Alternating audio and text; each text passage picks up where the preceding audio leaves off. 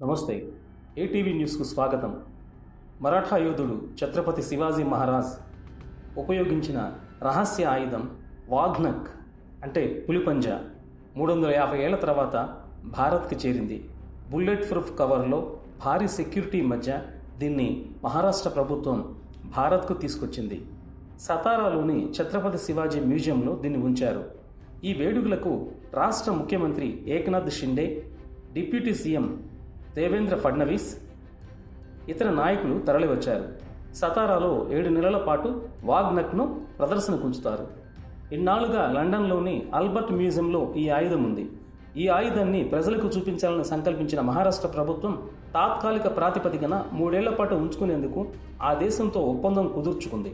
చరిత్ర ప్రకారం 1649లో ఛత్రపతి శివాజీ బీజాపూర్ సుల్తాన్ను ఓడించి మరాఠా సామ్రాజ్యాన్ని స్థాపించాడు. అంతకుముందు బీజాపూర్ సేనాధిపతి అఫ్జల్ ఖాన్తో సమావేశమైన శివాజీ రహస్యంగా దాచుకున్న ఈ వాఘ్నక్ను ఉపయోగించి అతన్ని అంతమొందించాడు. ఈ ఘటన ప్రతాప్ కోటలో జరిగింది. ఈ ప్రతాప్ కోట ప్రస్తుతం సతారాలో ఉంది. అందుకే ఈ ఆయుధాన్ని రాష్ట్ర ప్రభుత్వం ఇక్కడికి తీసుకొచ్చింది. ఈ ఏడాది చివరిలో మహారాష్ట్రలో అసెంబ్లీ ఎన్నికలు జరగనున్నాయి. ఈ నేపథ్యంలో షిండే వర్గం శివసేనకు ఈ అంశం ఎన్నికల్లో కలిసి వస్తుందని ఆ నేతలు భావిస్తున్నారు.